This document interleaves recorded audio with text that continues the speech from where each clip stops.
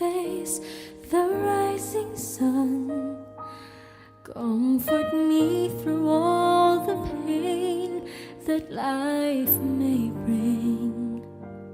There's no other hope that I can lean upon.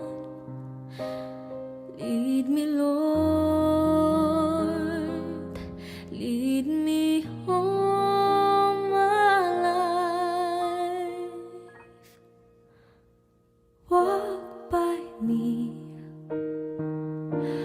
walk by me across the lonely roads that I may face. Take my arms and let your hands show me the way. Show the way to live inside your heart all my days, all my life. You are my light. You're the lamp upon my feet. All the time, my Lord, I need you there. You are my light. I cannot live alone. Let me stay by your guiding love all through my life.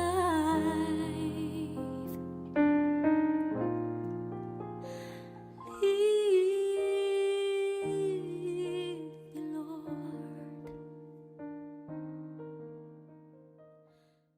Welcome to City Exodus! Welcome to City Exodus. If you've been blessed with these videos, then please don't forget to click on the bell and subscribe to our channel.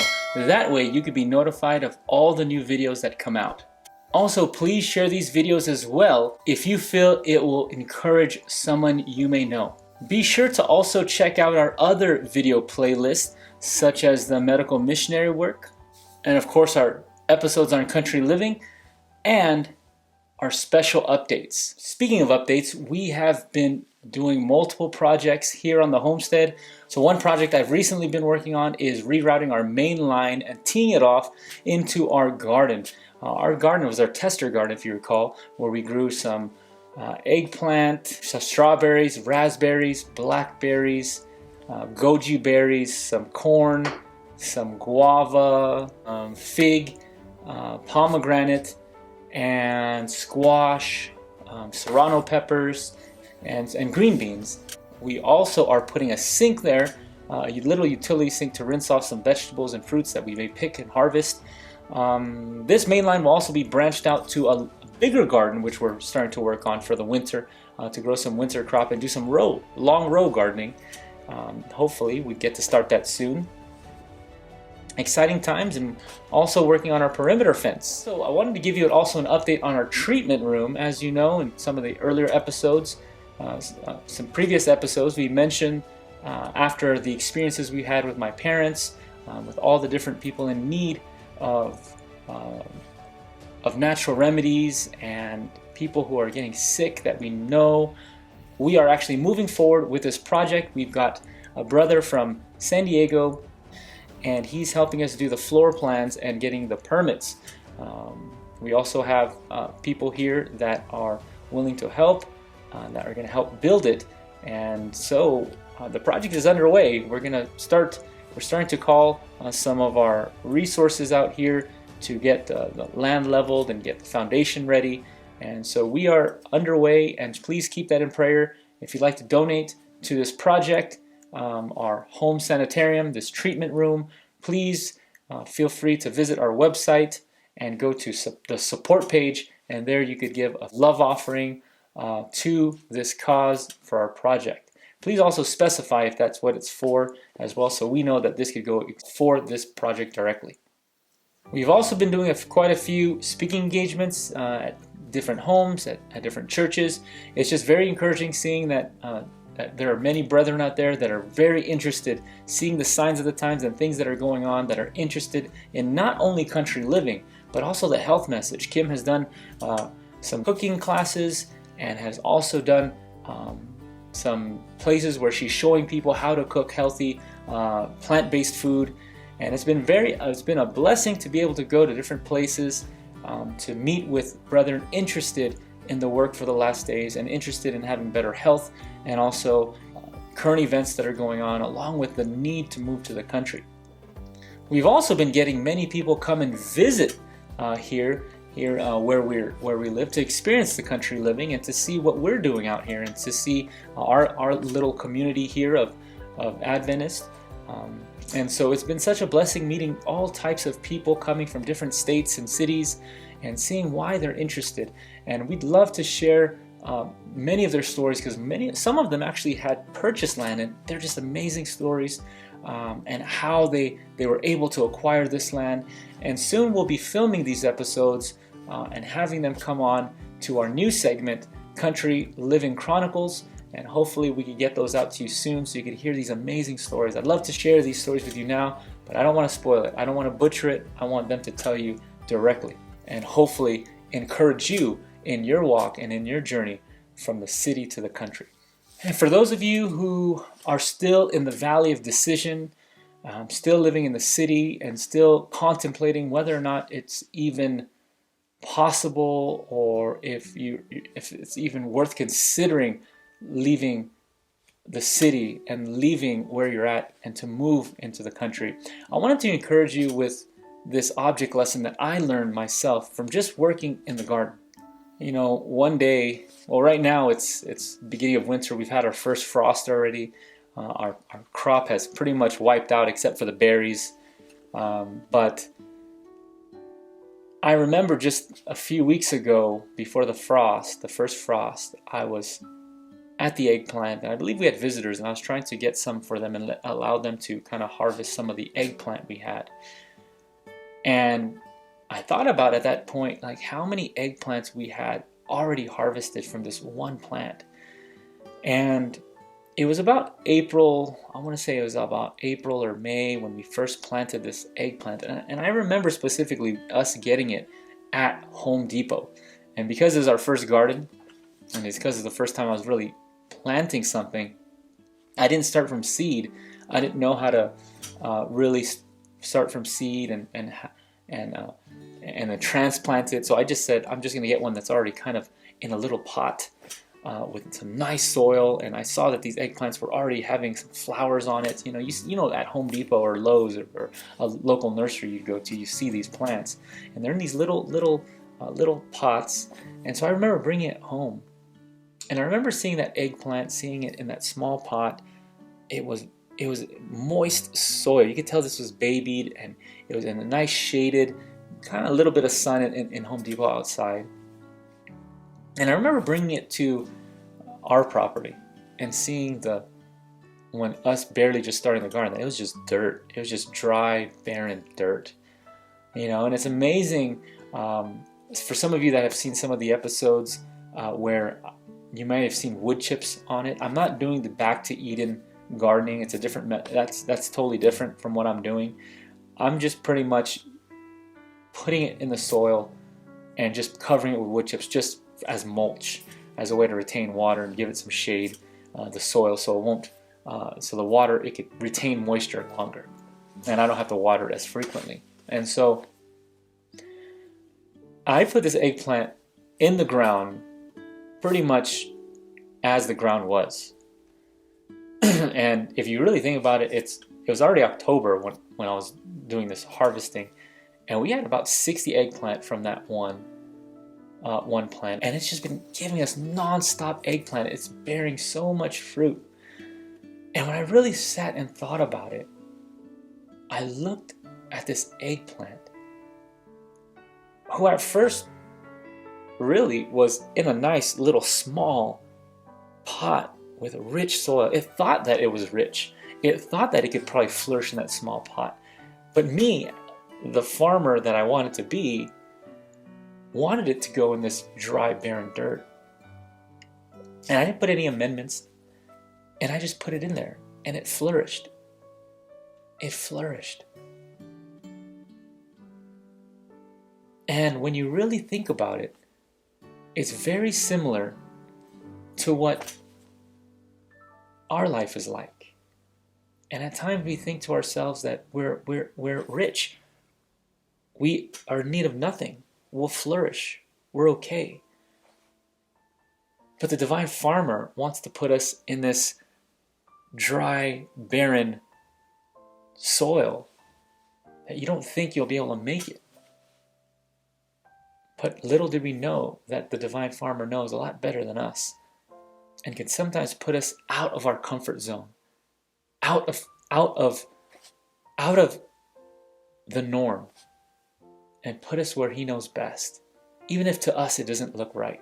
You know, it's interesting knowing how plants work. If you really think about it, plants exert all of its energy, its whole life is, what is it dedicated to? Does it grow fruit for itself? Think about that. Everything it does, all its energy is put into producing fruit, not for itself, but for others, to give life to others. This eggplant gave us over 60 and counting, and maybe even more than that. I lost count. We had to give some away just from one plant. And so we should be like this eggplant, taken out of its rich soil, its moist, good-looking soil in this small pot, and trusting in God that wherever, or trusting in God, that divine farmer, to place us wherever he sees best, despite how it may look to us.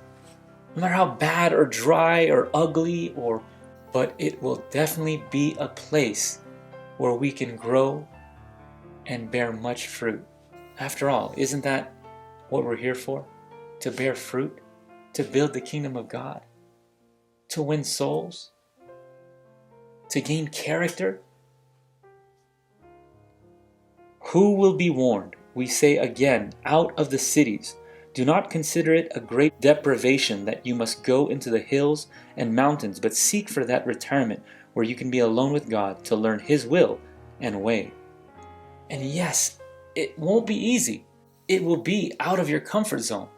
An expensive dwelling, elaborate furnishings, display, luxury, and ease do not furnish the conditions essential to a happy, useful life.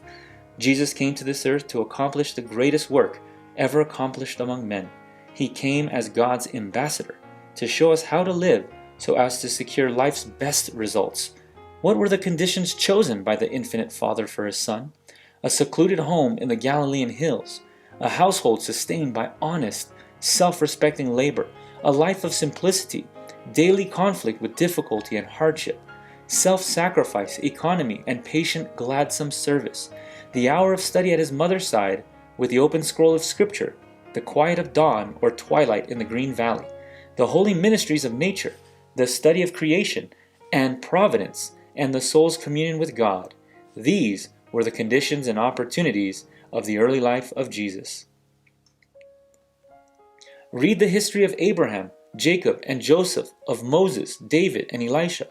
Study the lives of men of later times who have most worthily filled positions of trust and responsibility, the men whose influence has been most effective for the world's uplifting. How many of these were reared in country homes? They knew little of luxury. They did not spend their youth in amusement. Many were forced to struggle with poverty and hardship. They early learned to work, and their active life in the open air gave vigor and elasticity to all their faculties. Forced to depend upon their own resources, they learned to combat difficulties and to surmount obstacles, and they gained courage and perseverance. They learned the lessons of self-reliance and self-control. Sheltered in a great degree from evil associations, they were satisfied with natural pleasures and wholesome companionships. They were simple in their tastes and temperate in their habits. They were governed by principle, and they grew up pure and strong and true. When called to their life work, they brought it to physical and mental power, buoyancy of spirit, ability to plan and execute, and steadfastness in resisting evil that made them a positive power for good in the world. Brethren, we need to move from that small pot and soil that looks rich and that seems like we can grow and flourish in this, and instead move to where the divine farmer would like to place us. So those who are called to unite with Christ must leave all in order to follow him. Old associations must be broken up, plans of life relinquished, earthly hopes surrendered. In toil and tears, in solitude and through sacrifice must the seed be sown.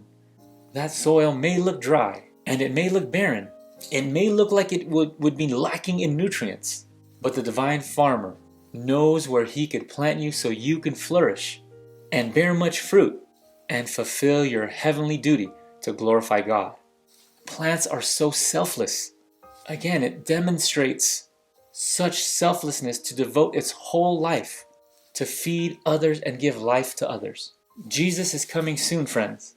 Make that decision to truly put yourself and your family in the best position possible to gain the character of Christ and bear fruit, that the work may be done and many will be saved. I hope you've been encouraged. Now be blessed and be a blessing. Be blessed and be a blessing. Jesus is coming again.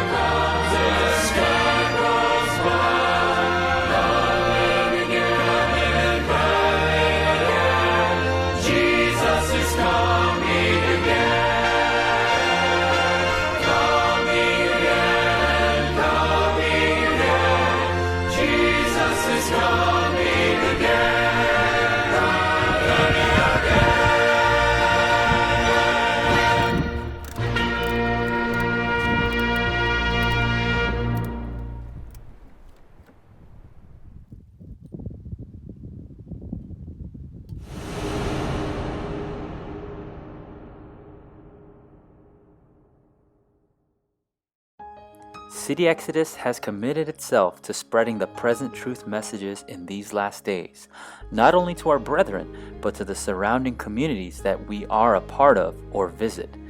As we learn more of the medical missionary work, we continue also making City Exodus episodes on our country living journey and continue the literature, friendship, and health evangelism. You can visit us on our Facebook page and see the latest posts on what we're doing and current news pertaining to end time events. And you can also visit us on our website at www.sdacityexodus.com to check out our ministry, our various natural remedies and products, and our apparel store, and you can also find other resources there that might be a blessing to you. On our website, you can also donate and support our ministry. Since we are self-supporting and are limited in funds, we would like to continue doing as much of the work in these last days, but we'll need your help. We appreciate your support in our mission and continuing work. Be blessed and be a blessing. Be blessed and be a blessing. Be blessed and be a blessing. Maranatha.